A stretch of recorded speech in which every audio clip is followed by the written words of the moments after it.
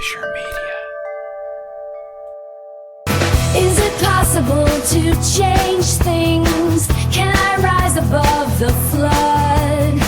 Will the process cleanse my soul, or is it always in the blood?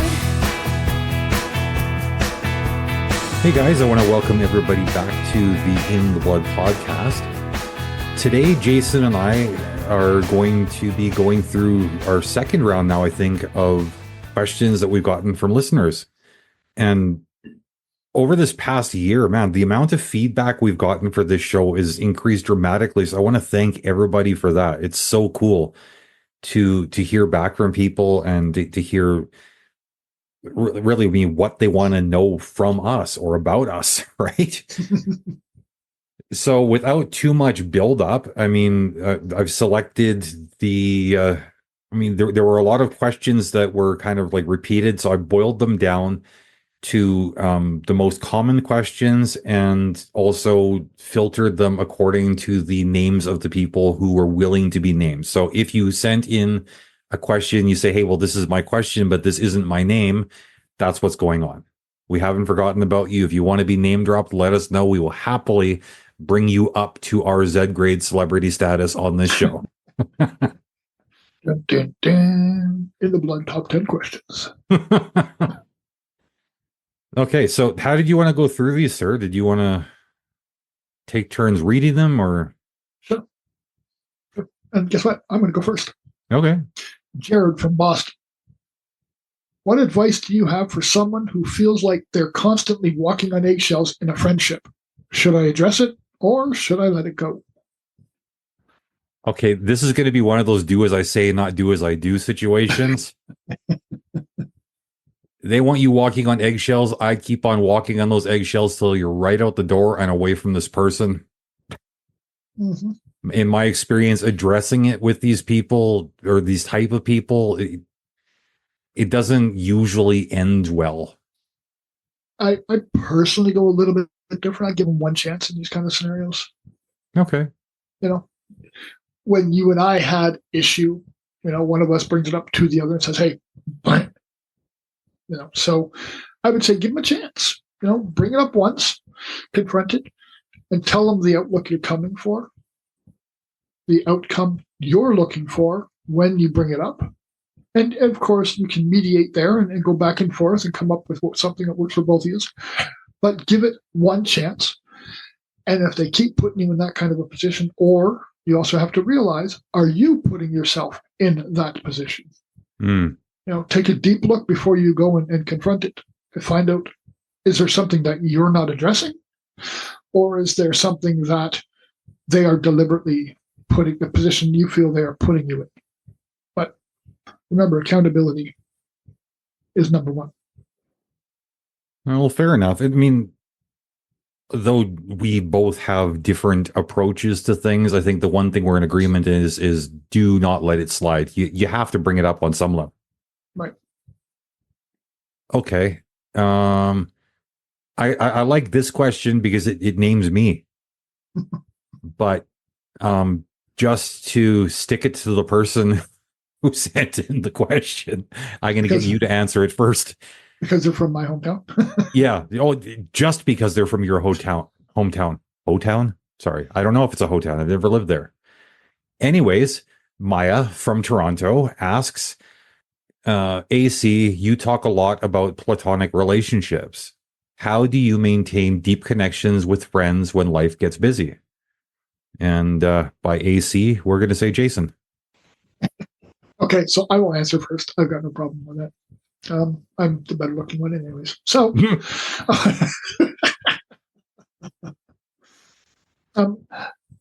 I think maintaining deep connections when life gets busy, it's when you take those little moments when you are busy and you deliberately just send a message saying, hey, you know, I'm really busy, sorry we haven't talked a lot, but I care, or this is happening, or just letting somebody feel your intention to them in a quick little message when you're busy. You know, there's nothing saying you can't take 30 seconds and pop off a quick message and say, hey, man, I love you. Okay, well, I kind of hate that I let you go first now because you basically answered along the same lines that I would have. To me, having a whole bunch of time and giving of ample time to another person, I mean, it's not like it's meaningless, but the value isn't quite as high as when you know that somebody's life is busy, and in the midst of the chaos and the busyness, like Jason said, they fire off a quick text message. It on the receiving end, it makes me feel super, super valuable when I know that like Jason is just swamped with his new business that he started, with his existing job, and also navigating his partner and his family relationships, that he's taken even 5 seconds to say, "Hey bro, thinking about you." It means that like it doesn't matter how much gets thrown at the other person, I'm still floating around in their mind somewhere, and like that's a beautiful thing. So knowing how good that feels, I mean, if I can offer that back to other people as well, that's basically how I do it. I mean, maintaining connections with friends should never be that much of a challenge. I mean, if somebody doesn't appreciate what you're offering, well, then I guess that's a totally different conversation. But yeah, maybe I'll just shut up and leave it at that. I'm rambling. Also, I know I already apologized earlier this week on the Call Me Tony podcast for the chair noises.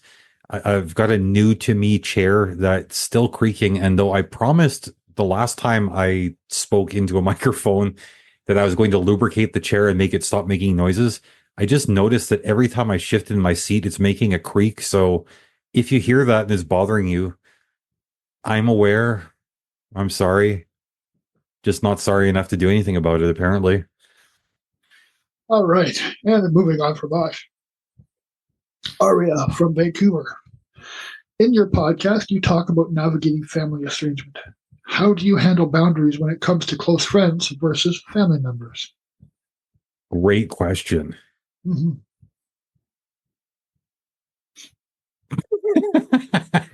And go, AC. So should I just let it dangle by saying, great question? Take it away. I feel like I do this a lot. Whenever I'm asked a very, very direct and specific question, my first response is to say, I don't know if I can really answer that question according to the way it's framed, because my close friends kind of are my family members, because my family members have decided to take leave from my life. But speaking to like how I handle personal boundaries, I handle personal boundaries first of all by understanding for myself what healthy boundaries are. Second, I communicate to the other people in my life how I am personally defining boundaries. And then once those two things are established, then I just communicate directly. So in the simplest possible terms, I think a healthy boundary is like a fence I build around myself. It's not a way to control somebody else. It's a barrier I place between myself and things I can't handle. If I tell another person, look, I'm not trying to control your behavior. I'm just telling you that when you say things a certain way or you do things a certain way around me, I haven't figured out how to handle myself in healthy ways yet. At this time, I would appreciate it if you could approach me differently. If you feel that you can't do that, then I need you to understand that there will be times where I just can't be around it. No reflection on you. This is entirely about my own personal limitations. How I handle boundaries when it comes to close family versus close friends versus family members, I don't alter. I don't know if they're healthy to do it, but when I'm dealing with friends and family members, I don't waver. I handle my boundaries the exact same way. When somebody says something and it's past somewhere I want to be, I tell them. I put it very blunt and very poignant. Here it is. This is where I am. I don't deal with that kind of crap, or I deal with that kind of crap this way. So if you're going to ask me that, or you're going to put me in this kind of position, this is the kind of response you're going to get. No, that's fair. And actually, it does raise a question of my own. I'd like to fire this one back to Arya, and I don't know if they will respond, but I'm curious to know, why do you think that family or close friends should be held to different standards? Because like Jason said, I don't really understand the need for that distinction, because the boundaries are really just the boundaries. I mean, because it's like, if I'm approaching the outside world, the boundaries are such a me thing. I don't have different rules for different people. I'm imposing my boundaries for myself on my terms all the time. And they don't waver. And nor should they, in my estimation. Maybe there's something I'm missing from Arya's perspective. It would be interesting to ideally hear back from them. But I mean, for anybody else, maybe that's got a similar question. Maybe you're listening to us saying, well, they just get applied universally, and you're cringing a little bit. Let us know why. That's actually like a really, really good idea for a future episode, exploring Absolutely. that. Yep. Yes. Thank you, Arya. Fantastic question. Okay. I guess I will go next. Okay. I'm going to take one from my hometown. Ethan from Calgary asks, what do you think is more important in long-term friendships? Consistency or vulnerability? And how do you balance the two? Well, since you asked, I'll answer first. I don't think one is more important than the other. I think it depends on the relationship specifically.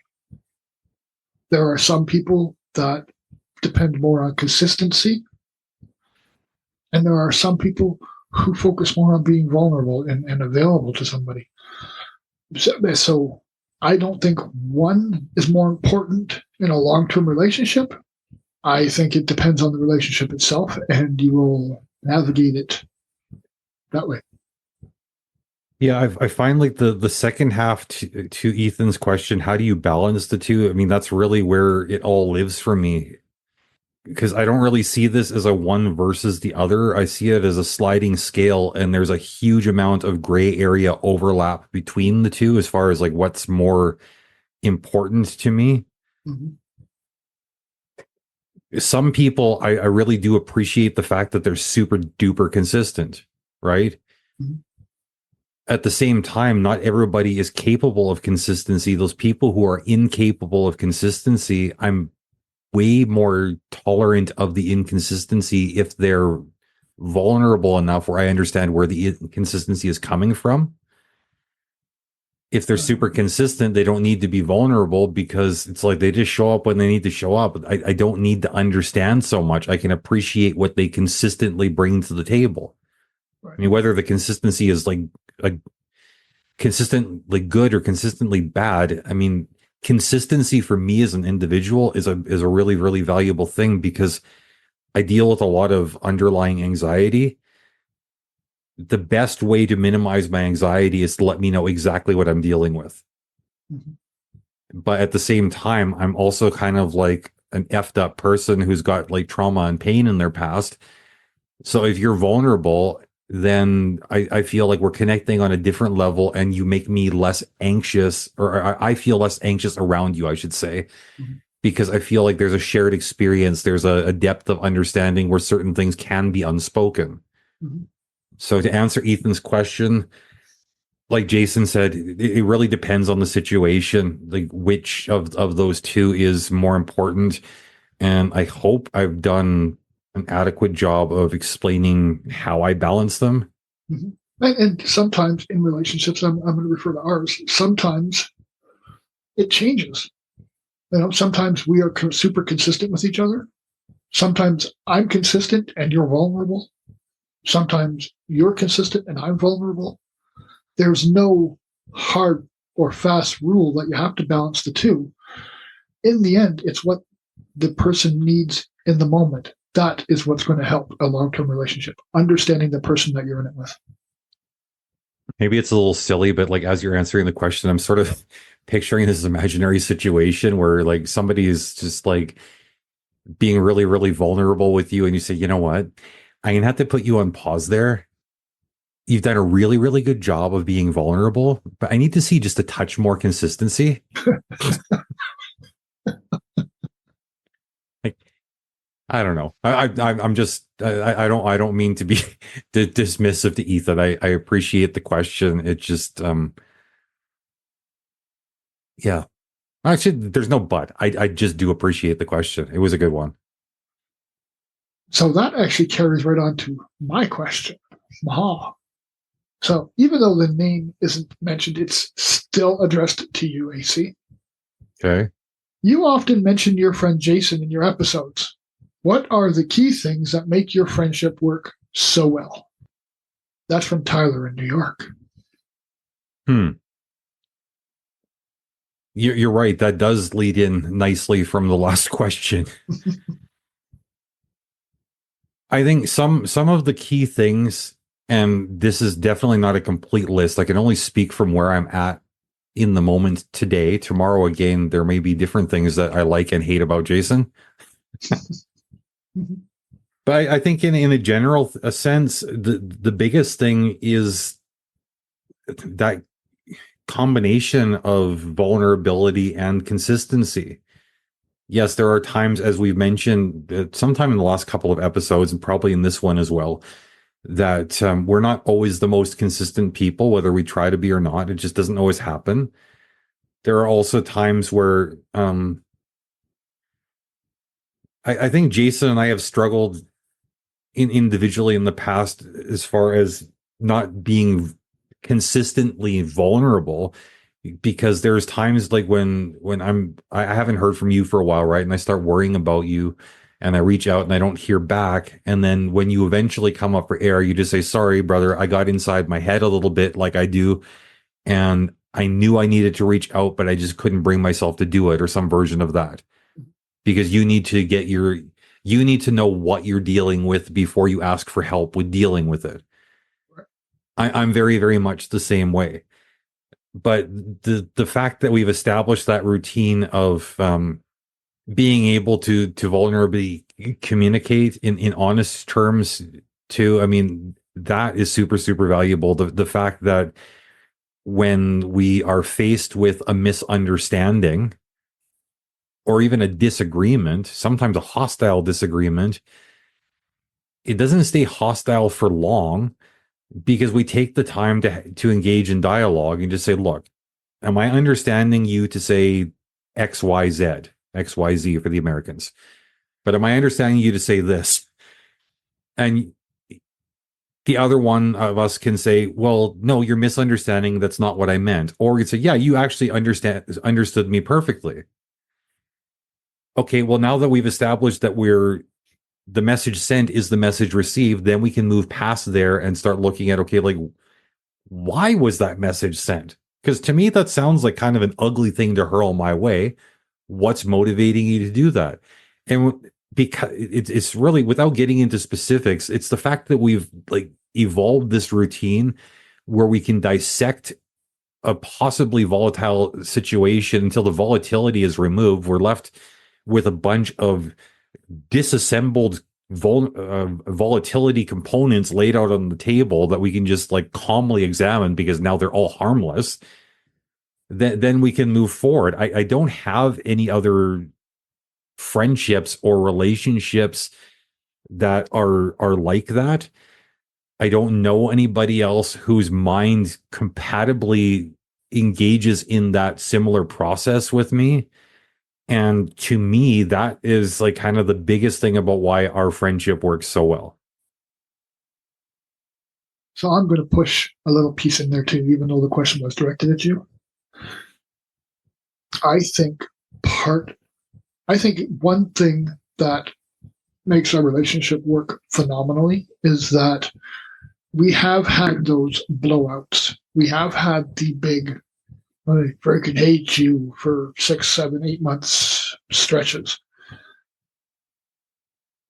And like you said, we end up coming back and we dissect.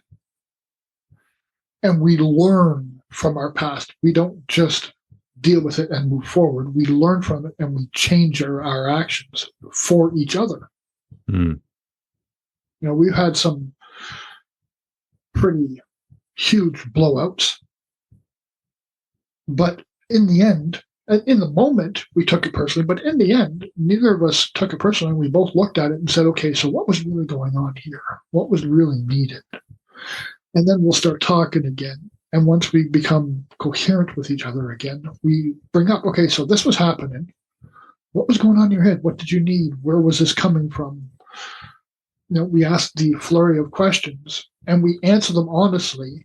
And we use that to bring ourselves forward in our relationship, not as a, well, see, look what you did. Nah, nah, nah, nah. Look what I did. Nah, nah, nah, nah. That stuff is gone. It's dealt with, it's fixed, and we move forward. Better people than we were when the argument started. Yeah, I like that you touched on that because, yeah, there isn't that scorekeeping element. It's a case of, okay, I'm not answering this to be a jerk. I'm answering this because you asked. And if I answer, and this is something that happened actually the last time I came out to visit you, we had a conversation in your kitchen. Right. And you said, hey, that last big blowout we had, such and such and such happened. Like, where was that coming from? And I told you, look, I'm not trying to be a prick, but this is what was going on my end. Now, when you fired back and said, yes, but what I understood was such and such and such, I'm not going to lie. There was that instinct that told me I should be getting defensive, but I breathed through it because I knew you weren't trying to like say, well, I was being some kind of way because you were being some kind of way. You were just offering like the other side of what I had been observed. You were offering me a different look at it so that we could gain an understanding of each other. Right. Right. And it didn't rekindle whatever the conflict or the misunderstanding was. It just, we both walked away with a better knowledge of how to approach these things in the future. We've had that experience so many times. Like when things come up now, it's like, it has to be like one doozy of an issue to set things up on fire with us. Right. It used to be just, we could disagree over pizza toppings. And it's like, I'm not talking to you for 3 months. We did do that. Remember over the pineapple. That's exactly why I brought up the pizza. But I mean, it just goes to show, like, over the course of 22 short years, how we can go from being really volatile, like toxic friends, to actually getting our sticks back on the ice. And I think that's part of why we do this podcast, so people don't have to take the 22 years we did, and we can help them get to where we are quicker. Fair enough. Okay, well, I'm going to choose the next question because I do feel like it kind of ties into this one-ish. Whenever I read that somebody's from Berlin, I'm tempted to try to read things in a German accent, though I can't do it, so I won't even try. Plus, I would probably be inappropriate. But anyways, Ben from Berlin asks, and just, I know Arnold Schwarzenegger is not from Berlin, but this is the voice that's happening in my head. Ben from Berlin asks, what's your take on conflict in relationships? Do you think it's better to confront things head on or to take time to process before addressing issues? Well, yeah, we did just touch on that. Now, I used to think, okay, let's give it a minute. Let's, maybe he didn't mean that. We'll go back and talk later. But now, and I'm presuming it's the same for you because we do it a lot, but it's right in the moment. This comes up. This has happened. Okay, dude, seriously, hold on a second. What's really going on here? We've done that to each other lately, and no, I'm lately. Lately's. Well, we're old. Lately is any time in the last 15 years. Yeah. But we address it head on and say, okay, whoa, you get like really aggressive. What's going on there? Or you get really emotional. Is there something else that you need from me, or am I doing something wrong, or what's going on? Like, we hit it on the head in the moment, and then allow ourselves to either we'll say, okay, you know what, like, yeah, this is too heated. Let's take a minute. But we do address it in the moment.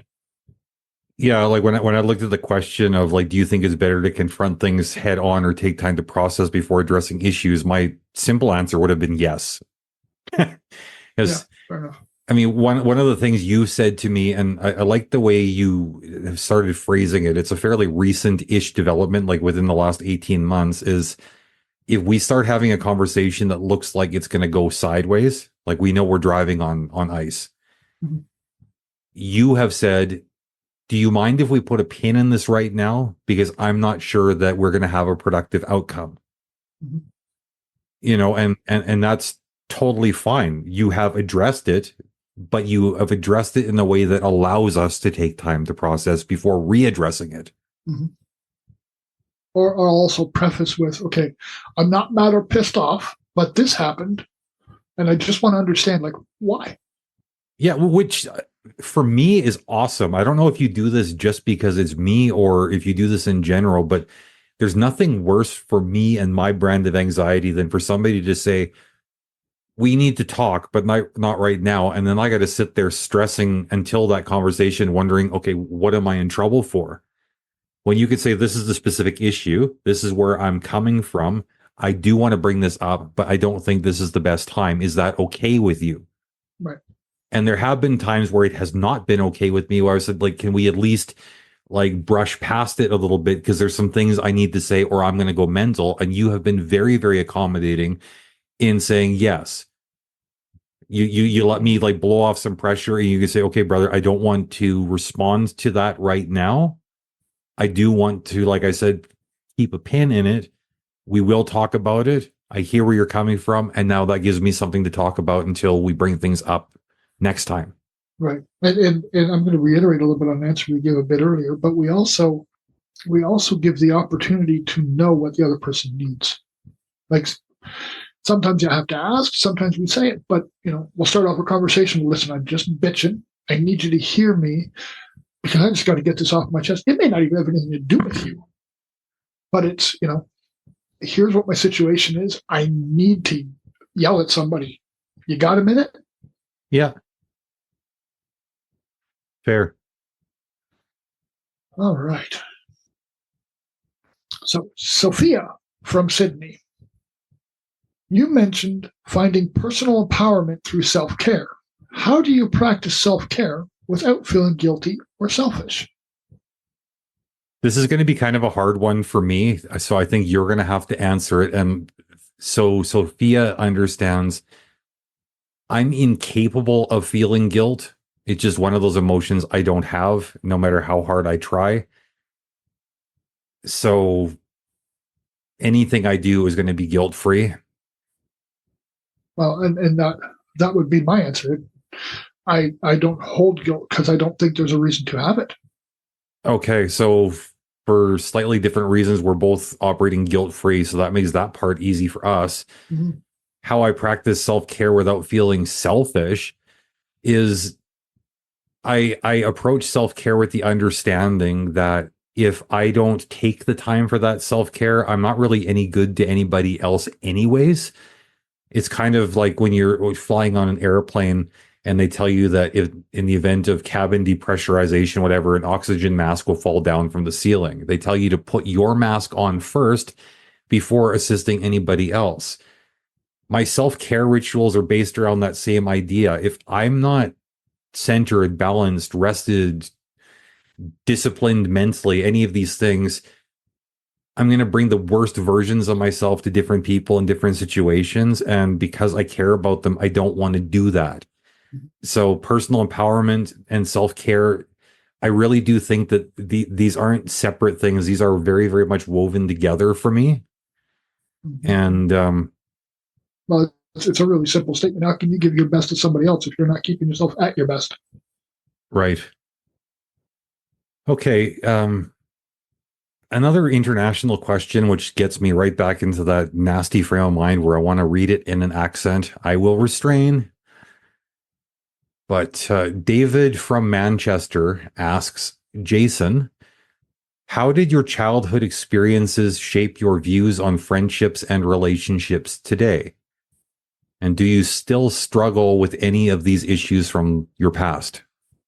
Okay, so childhood experiences from my past. So I was a street kid for many, many, many, many, many years. And in those moments, friendships were few and far between because there weren't a lot of people you could trust. Friendships a lot of the time brewed out of manipulation. And the way they have shaped my views on friendships and relationships today is trying to stay away and teaching myself not to manipulate, to be honest, to be straightforward. And I'm very, very selective on who I call friend. I don't have a lot of friends because I can't trust a lot of people. That's my issue. So rather than have a friendship that I know is going to cause conflict, I just don't make them. Do I struggle with any issues from my past? Yes, I definitely have PTSD. I wake up with night terrors. There's been some pretty horrific things that have happened. So there are still things to this day where I wake up in cold sweats. I wake up screaming. I wake up with my dog's head on my chest because he recognizes my issues and helps me through it. I still have violent tendencies. I 99.9% of the time defer them and in the moment think about it and change my actions, but I still have a very strong violent tendency, I guess I'll say. What about you, AC? I want to hear your point on these two as well. My point on your experience or on my own? On your own.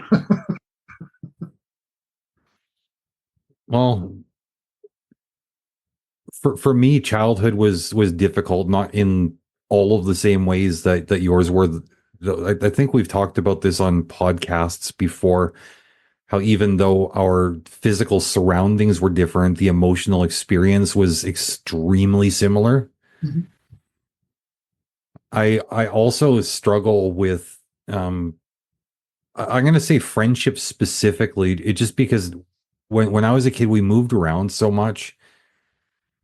I got into the habit of making superficial connections very, very easily, but making deep connections with extreme difficulty. In fact, making a deep connection violates every instinct I have, because childhood taught me that whenever I bonded with somebody, I was going to have to say goodbye and never see them again. Mm-hmm.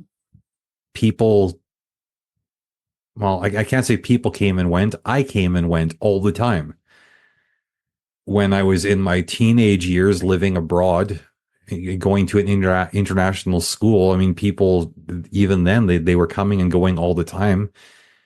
The people that meant the most to me, they didn't always stick around for very long. And it was extra hard because during that time of life, I understood that with all these people that were coming into my life and leaving my life, the day would come where I would be the person who was going too. So this idea that circumstance was going to separate me from the people I cared about was always on the forefront of my mind all through my developmental years. And even though it's been many, many years between where I sit now and where I was then, I still carry with me many of the same habits that were established during that time, where I can make great conversations with total strangers, no problem. I can share intimately on a podcast, no problem, because there is a lack of direct personal connection there. I find it safe and easy. I'm sharing of myself without worrying about who I'm talking to getting ripped away from me. There's that anonymity on the other end of the conversation that makes me feel safe.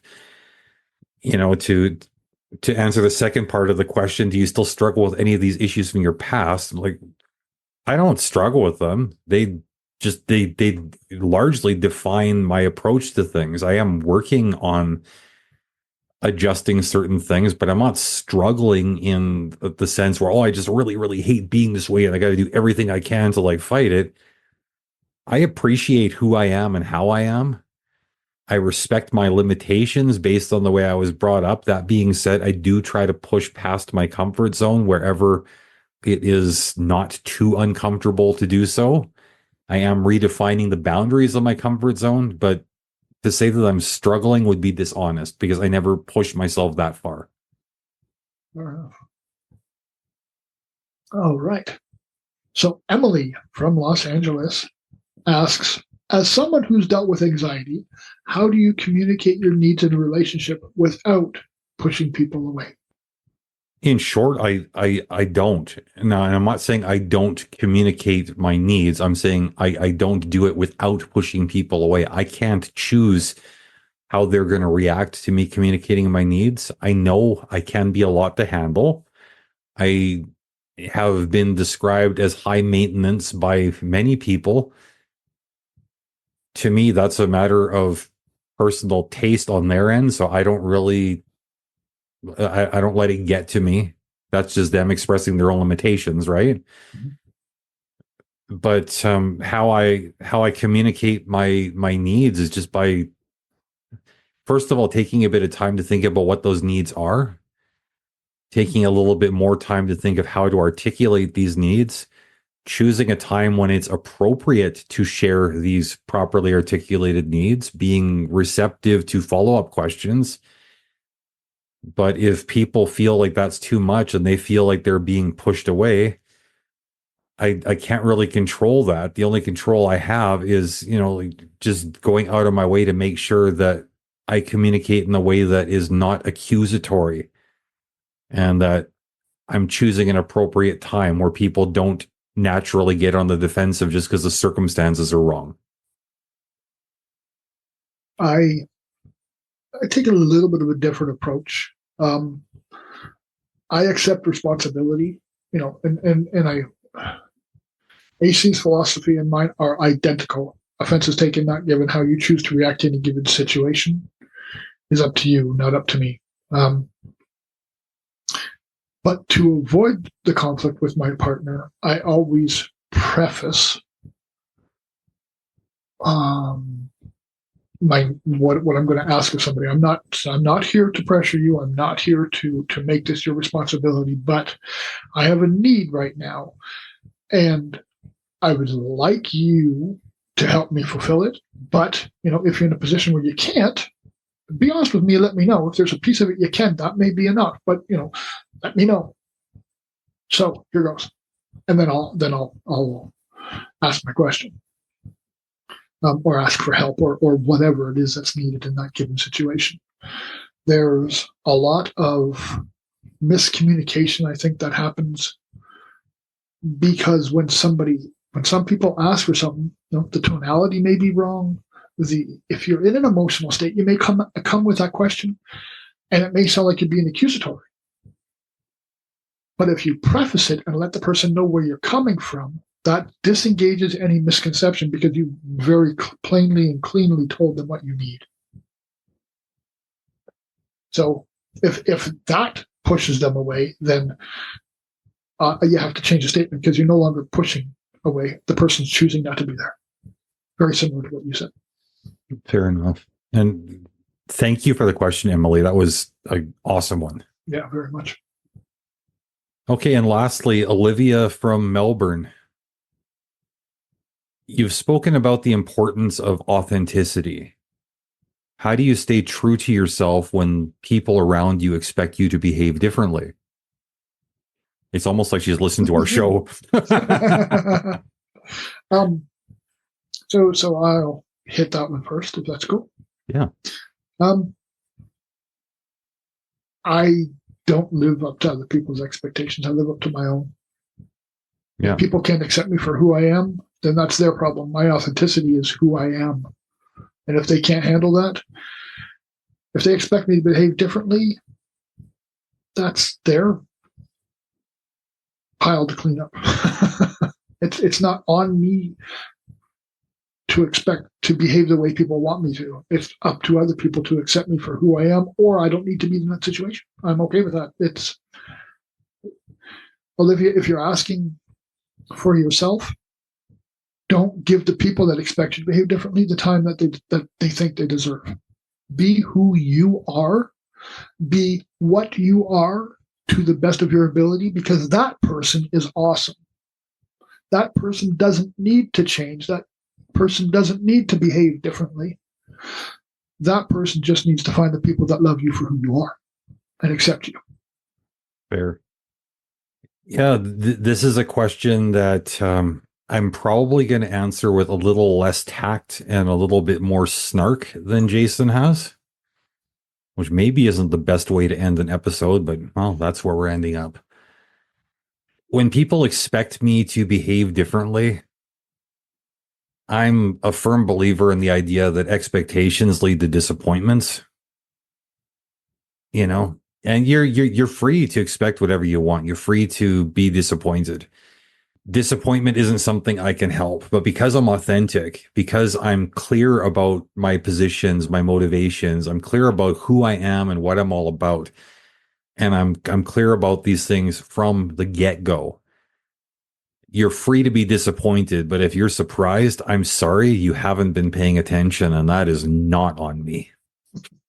Fair enough.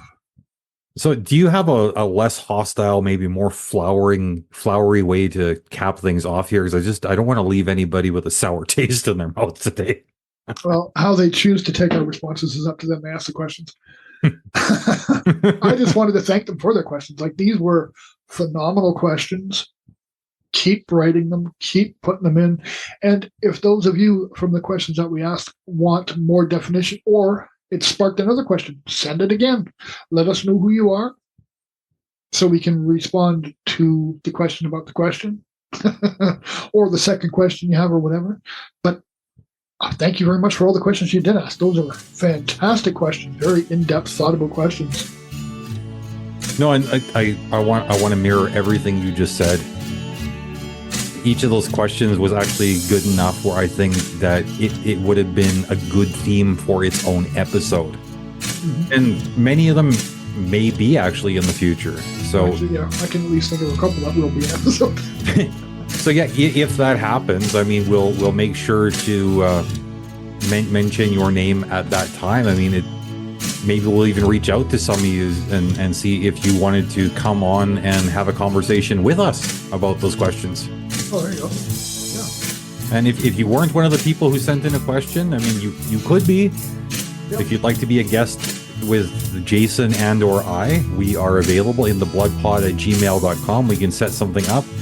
Also, if you would like to talk to somebody snarky or somebody friendly, I mean, we do offer coaching sessions with the two of us or with either of us individually. That also can be arranged through the same aforementioned email. Jason, anything you want to add before we say goodbye? Goodbye. Short but sweet. Okay, until next time, my friends, much love.